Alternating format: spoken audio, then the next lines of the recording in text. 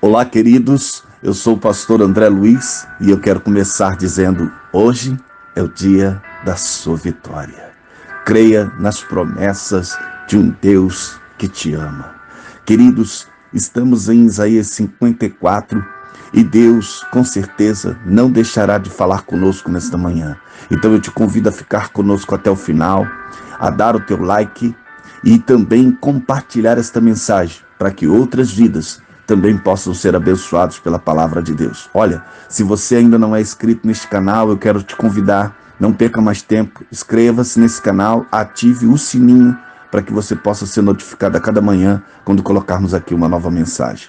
Vamos à leitura da palavra de Deus, hoje Isaías 54, do verso 1 ao verso de número 5, que nos diz assim: Canta alegremente, ó estéril, que não deste a luz, e exulta de prazer com alegria de canto, e exclama, tu que não tivestes dores de parto, porque mais são os filhos da solitária do que os filhos da casada, diz o Senhor. Amplie o lugar da tua tenda, e as cortinas das tuas habitações se estendam. Não os impeças, alonga as tuas cordas, afirma bem as tuas estacas, porque transbordarás a mão direita e a esquerda, e a tua posteridade possuirá as nações e fará com que sejam habitadas cidades assoladas. Não temas, porque não serás envergonhada, e não te envergonhes, porque não serás confundida.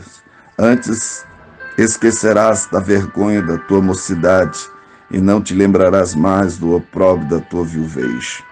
Porque o teu Criador é o teu marido, e o Senhor dos Exércitos é o seu nome, e o Santo de Israel é o teu Redentor, e ele será chamado o Deus de toda a terra.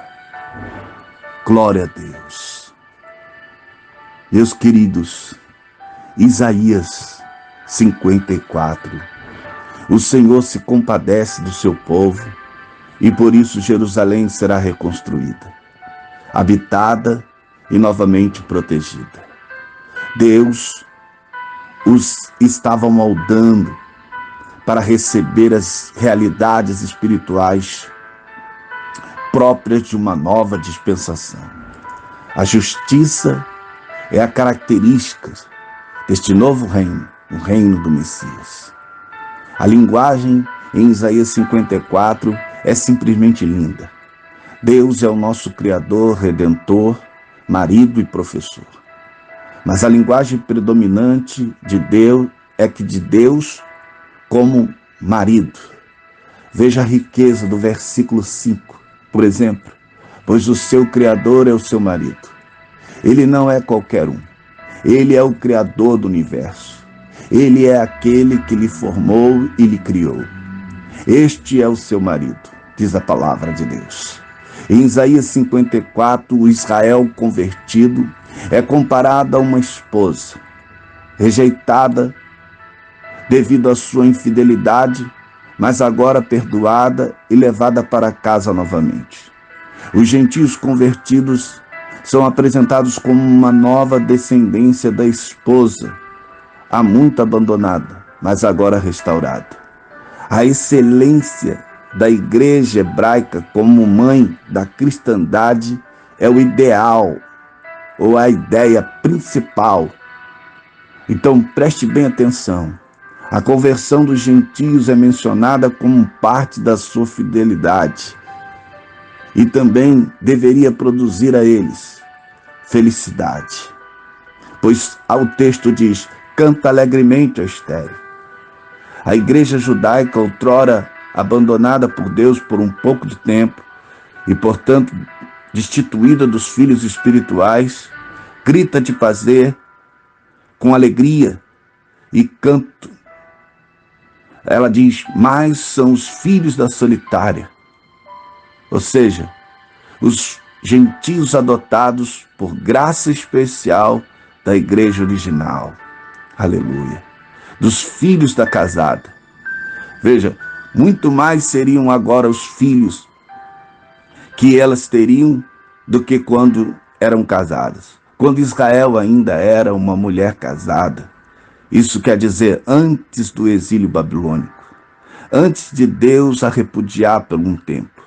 Assim, Paulo contrasta Jerusalém, ou melhor, Paulo a contrasta com a Jerusalém de cima, a mãe de todos nós, a Igreja Universal de todos os tempos, do Novo Testamento, com a Igreja da dispensação legal do Antigo Testamento, citado nesta mensagem aqui. E Paulo faz questão de parafrasear isso, o versículo 1, em Gálatas 4, 27, expondo esta verdade, porque um novo tempo estava para nascer, mas a sua plena realização ainda é futura.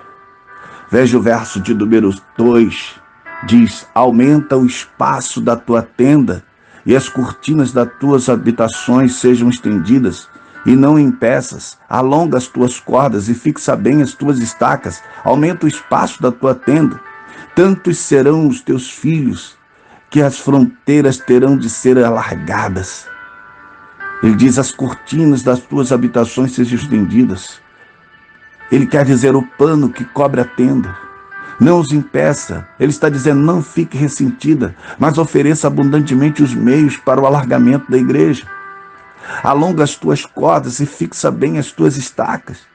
Quanto mais a tenda é ampliada, através do alongamento das cordas pelas quais a cobertura do pano é fixada ao chão, mais as estacas que suportam a tenda precisam ser reforçadas. Ah, queridos, a igreja não está apenas à procura de novos convertidos, mas em fortalecer aqueles que ela tem na fé. A imagem aqui é apropriada, pois o tabernáculo era símbolo da igreja antiga, da antiga igreja israelita. E é por isso que o profeta fala desta maneira aqui. Oh, queridos, Deus volta a dizer que a sua relação para com Israel é comparada a um vínculo matrimonial. Ele é o marido que defende Israel de toda humilhação e vergonha, que ele que passou no cativeiro e que ele agora vai restaurar a sua sorte. Aonde antes ela se sentiu enviuvada e sem filhos, os exilados que voltaram do cativeiro, eles ainda se sentiam assim, como um povo estéril, solitário, como uma mulher abandonada, mas Deus os estimulava a cantar e se alegrar, pois a sua descendência seria maior do que eles pensavam. Deus estava preparando algo extraordinário que aquele povo não podia entender naquele momento. Eles precisavam alargar a sua maneira de pensar, alargar novamente a tenda do seu coração e firmar bem as suas estacas, ou seja, firmar na doutrina correta do relacionamento sincero com Deus, porque Ele iria fazer com Jerusalém, aleluia, algo especial. Ele iria fazer com que Jerusalém e as cidades de Judá que estavam desertas fossem novamente povoadas, e até com os gentios. Os judeus também habitariam em outras nações e levariam o nome do Senhor a elas. Essa profecia fala, queridos, muito ao povo que já voltou do cativeiro, mas se estende ao tempo do Evangelho, aonde Jerusalém ficou conhecida entre as nações por causa da nova doutrina de Jesus. Como a profecia em questão se segue logo após o sacrifício do Messias, relatado aqui no capítulo 53, nós podemos dizer que ela se dirige também à igreja primitiva, a recém-nascida, a quem ainda não tinha frutos. E em breve esses frutos apareceriam e seriam numerosos, como foram numerosos os cristãos que surgiram após o Pentecoste com o discurso de Pedro e com a disseminação do evangelho em Samaria, Damasco e outras regiões, antes do início do ministério de Paulo, e principalmente depois, quando Cristo o levou para as missões entre os gentios. Então a amplitude com certeza foi muito maior. Ah, queridos, em Isaías 54, Deus eterno incentiva o seu povo a alargar as tendas. Isso é, o povo santo não seria restrito a Israel. Gente de todo mundo que invocasse o nome do Senhor Jesus faria parte dessa família. A morte de Cristo proporcionou a Jerusalém uma amplitude muito maior do que jamais teve. Os terrores do cativeiro da Babilônia seriam superados, porque agora pessoas de todas as tribos, línguas, raças, nações viriam a adorar ao Senhor em seus muros. Aleluia! Queridos, este capítulo se encerra com uma promessa aos servos do Senhor. E por isso eu quero te convidar a levantar a tua cabeça e a crer. Creia no que Deus tem feito por você, creia nas promessas que Ele tem te dado, porque apesar de todas as dificuldades, e mesmo que você se sinta por um tempo abandonado, este Deus, Ele é poderoso. E Ele encerra esse capítulo dizendo que toda a ferramenta preparada contra ti não prosperará, e toda língua que se levantar contra ti em juízo, tu a condenarás. E esta é a herança dos servos do Senhor, a sua justiça que vem de mim, diz o Senhor. Aleluia! Porque a justiça, queridos, é a característica do reino do Messias. Este é o Deus que estamos servindo. E eu te convido nesta manhã a orar comigo. Querido Deus e Pai, Deus de promessa, Deus de relacionamentos, Deus de perdão e de misericórdia, Deus de coisas grandes e extraordinárias. Ó Pai, nos faz entender os teus planos e a tua vontade, Senhor.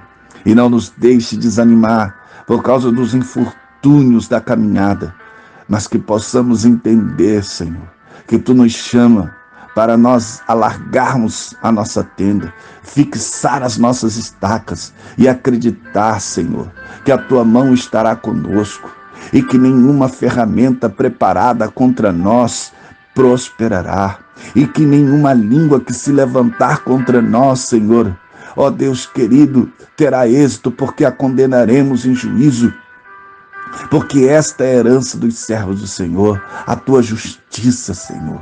Então, ó Deus, levanta-te e faz justiça ao teu povo e abençoa a tua herança nesta manhã. Esta é a oração do teu servo, em nome de Jesus. Amém. Queridos, eu vou ficando por aqui, dizendo a você, Deus abençoe a tua casa, Deus abençoe a tua família, Deus abençoe a tua vida, em nome de Jesus. Amém.